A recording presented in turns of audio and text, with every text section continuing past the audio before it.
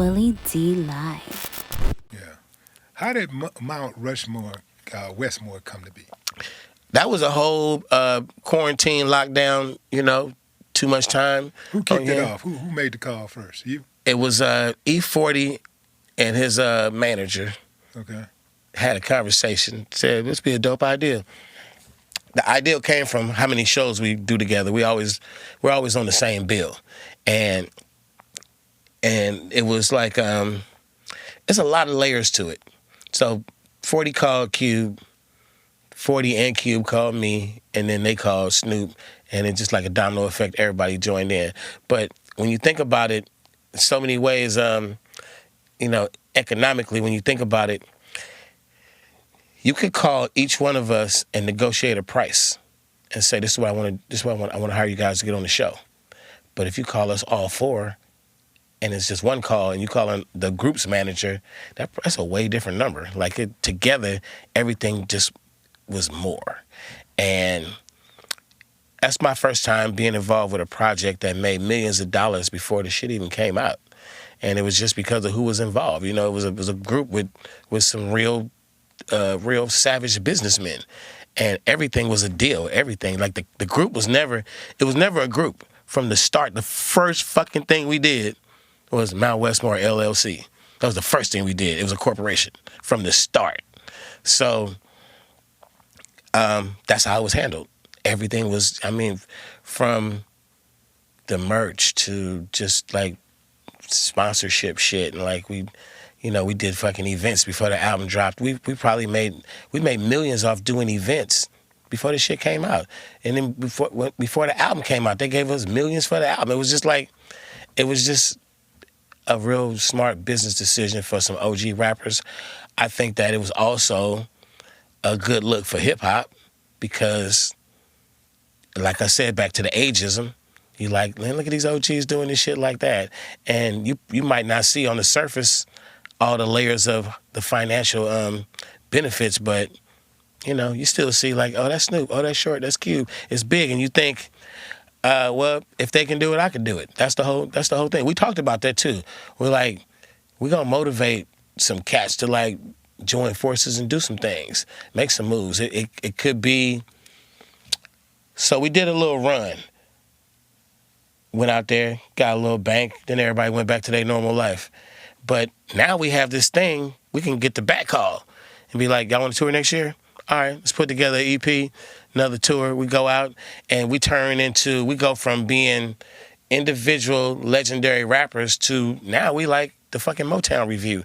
It's like whenever Smokey and Diana and the Temptations and the Four Tops, whenever they get that call, y'all want to tour the world again? They could be 70, 80 years old now. Some of the group members could be passed on and their nephews took their place or some shit. Nephews and nieces in the group now. But they still touring the world. And it's still a valuable tour if you get the Motown Review. How many times did the Motown Review go out since the 60s? A fucking lot. A lot. So you get to that point where joining forces is a beautiful thing. And I'm going to tell you on the reverse. So in hip hop now, the beef is magnified.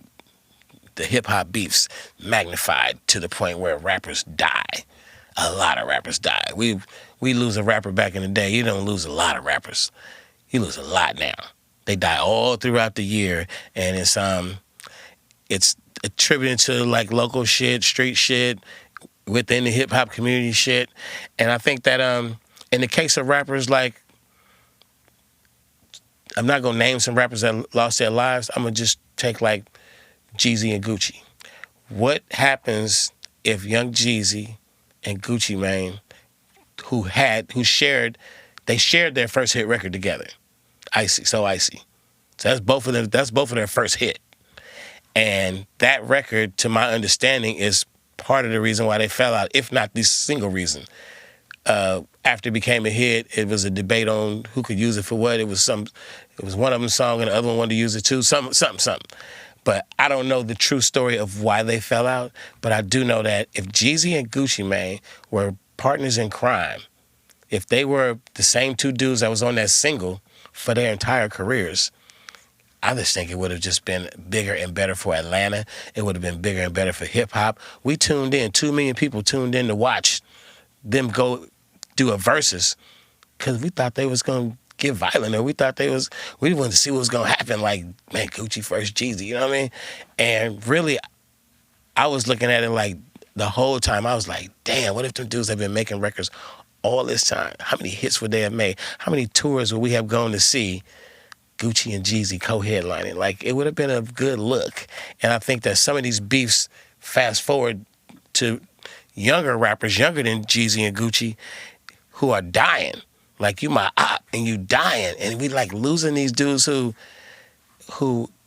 you know, bro, what was your career about to be? Like, how was your family going to live for the next 10, 15, 20 years if you didn't die? Like, your homies who you employed, how was their kids going to be looking on Christmas and birthdays and back to school, and then y'all niggas killed each other, or one nigga killed the other nigga, and the other nigga went to jail, or whatever, and just, you lose a lot in those spur of the moment violent situations. You lose a lot. You think we lost a rapper. We lost 8 streams of income. You know what I mean? Wow. We like 8 families lost, you know, financial security, bro. Come on now.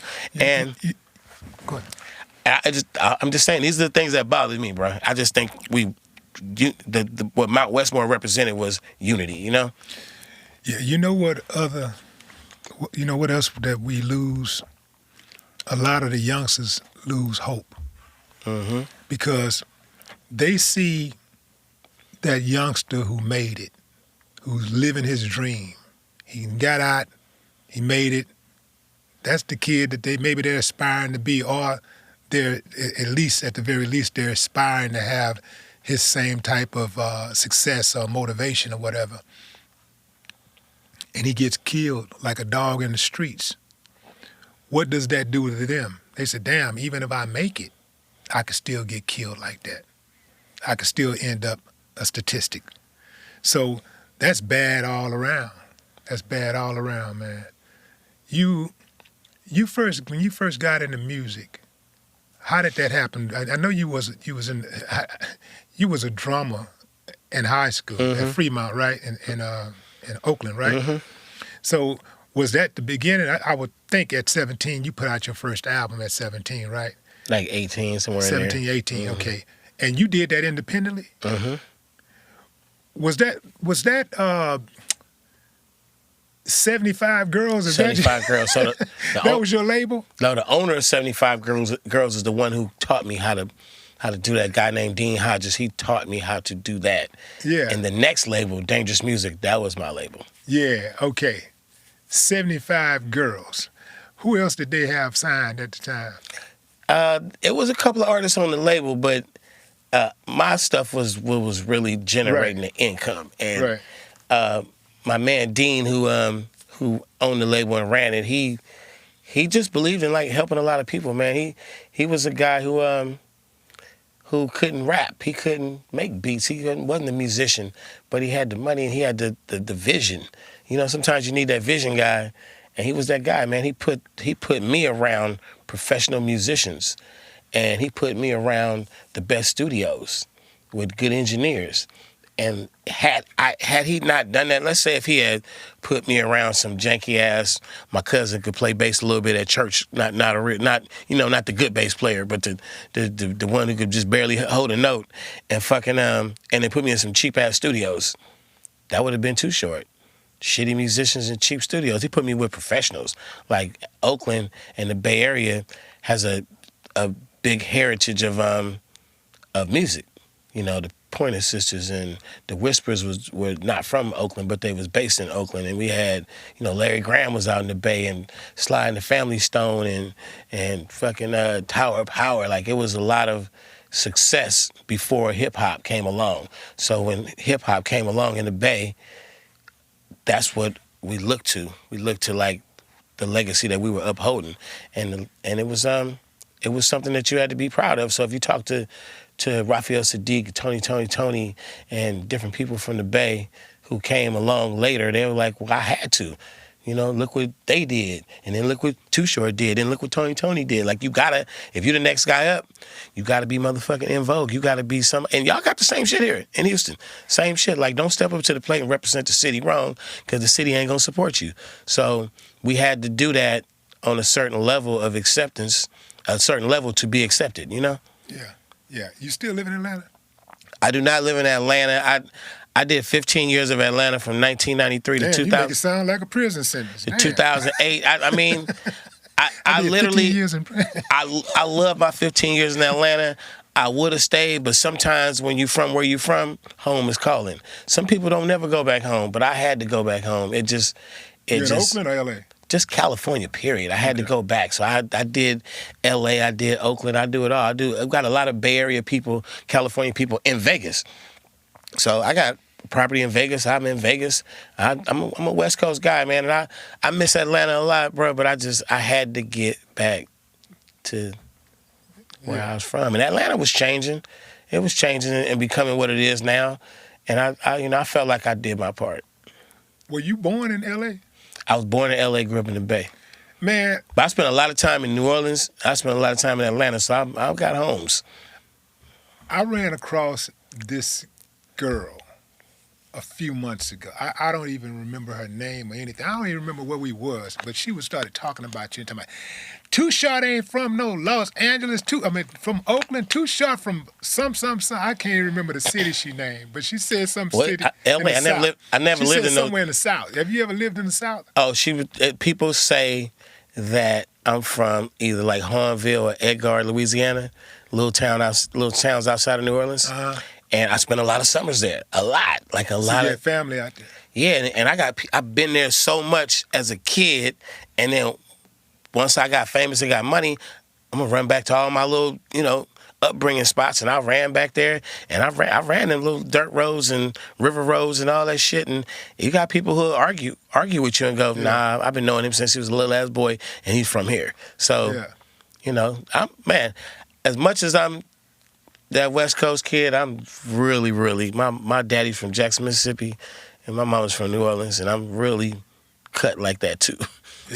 So when you talk about, I was talking to Master P, and I was like, P, I had a little cheat code, man. I was moving around as a kid. So when I got to make music, I knew that New Orleans danced a little different, and it was a little different. I was trying to make my music so that they would like it, and they would like it out there and where I was at. So I always knew about music, man. I was always a student of music.